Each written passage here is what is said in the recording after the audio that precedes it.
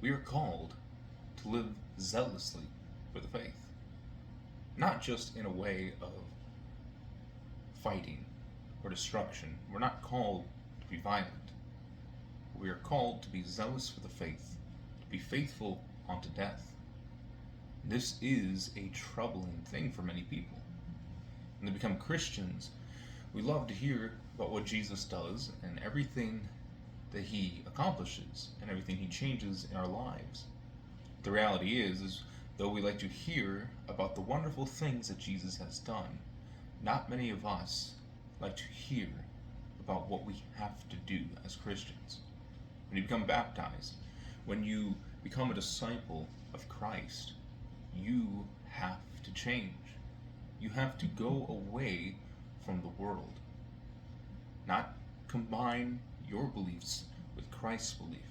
This is not the way. This is not the faith. This is, in one sense, a heresy. We are called to change our ways, change our way of life, and reject the world. Christians today, many of us, we struggle with rejecting the world. We want Christ in our world, but Christ is calling us out of our world so that we can be with him and be disciples of him.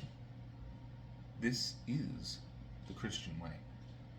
I would like to read a passage from Romans 12.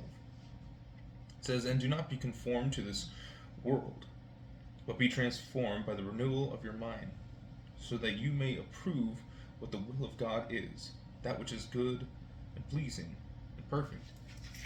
We're called to be transformed by Christ.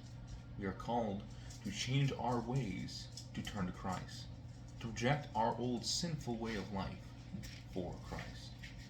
This is a short message, but it is one that is very important and very dire for many Christians today. We need to stop trying to combine Christ with the world, start rejecting the world, and start following after Christ in all that we do.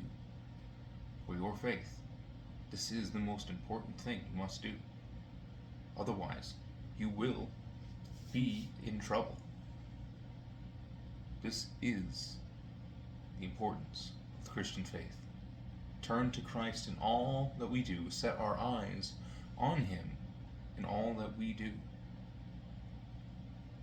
Everything else is less. Everything else does not count. It's either you're all in for Christ or you're not.